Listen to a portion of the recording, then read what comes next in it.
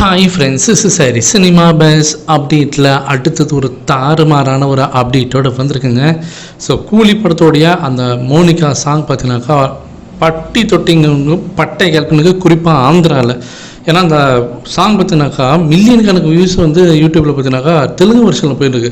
எந்த அளவுக்கு ஆந்திரா ஃபேன்ஸ்லாம் இந்த பாட்டை வந்து ரொம்ப வரவேற்றிருக்காங்க அப்படின்றதுக்கு இது சிறந்த எடுத்துக்காட்டு. அதே போல் இந்த சாங் வந்து கொஞ்ச நாள்லேயே இப்போது ஸ்பாட்டிஃபைல டாப் 50 சாங் லிஸ்ட்டில் போயாச்சு. கிட்டத்தட்ட 3 லட்சம் சாங் வந்து ஸ்ட்ரீமிங் ஆகி இருக்கக்கூடிய அந்த பிளாட்ஃபார்மில் வந்த கொஞ்ச நாள்லேயே டாப் 50ல் நுழைஞ்சிருக்குன்னா எந்த அளவுக்கு இது ஒரு பெரிய சாதனை பண்ணியிருக்குன்றது பாருங்கள்.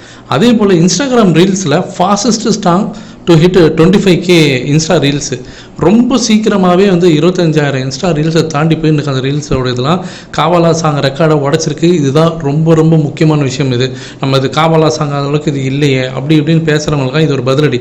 அது போன விட இது ரொம்ப சீக்கிரமாகவே 25,000 இன்ஸ்டா ரீல்ஸை தொட்டிருக்கு. இன்னும் போகும், படம் ரிலீஸ் ஆகிறதுக்கு இன்னும் 1 மாதம் இருக்குது. வேறு லெவலில் கலக்க போதுங்க. அடுத்தது ஒரு முக்கியமான விஷயம், லோகேஷ் கனகராஜ் கொடுத்த அந்த பேட்டியில் பேங்காங்கில் எடுக்கக்கூடிய அந்த ஒரு காட்சி, அந்த ஒரு காட்சிக்காக நான் வந்து தனியாக வந்து டைம் வாங்கி ரஜினி சார்கிட்ட பெர்மிஷன் கேட்டு அதுக்காக தனியாக உட்காந்து ஒர்க் பண்ணி நாங்கள் அந்த காட்சி எடுத்தோம். ஒரு ஆக்ஷன் சீக்வன்ஸ் காட்சி அது ரொம்ப முக்கியமான ஹைலைட்டாக இருக்குது இந்த படத்தில் அப்படின்ற மாதிரி சொல்லியிருப்பாரு. ரொம்ப ரொம்ப முக்கியமான சீனுங்க அது இந்த படத்தில். விசாரித்து பார்க்கும்போது ஒரு மிகப்பெரிய ஆக்ஷன் சீக்வன்ஸு நம்ம இந்திய சினிமாவில் யாரும் பார்க்காத ஒரு விஷயம் இருக்குது.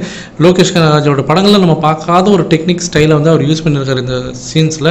ரஜினி சார் அந்த காட்சியோட தொடர்ச்சியான சீன்களுக்கு தான் வந்து இங்கே கனெக்டிவிட்டி காட்சிகளுக்கெல்லாம் தான் வந்து இப்போ இங்கே ஆந்திராவில் இருக்கக்கூடிய அந்த விசாகப்பட்டினம் ஹார்பரில் தலைகீழ் தொங்கிலாம் ஃபைட் போட்டாருன்னு சொல்லிட்டு ஒரு நடுவில் பேச்சு வந்து பாருங்கள்.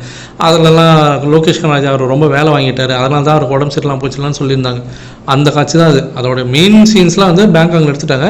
அதோட பேட்ச் ஒரு சீன்ஸ்லாம் பார்த்தீங்கன்னாக்கா இங்கே விசாகப்பட்டினத்தில் அந்த ஹார்பரில் எடுத்திருக்காங்க. அதெல்லாம் வந்து தேட்டரில் பார்க்கும்போது Rajini sir on Beast mode அப்படின்னு தான் சொல்லணும்.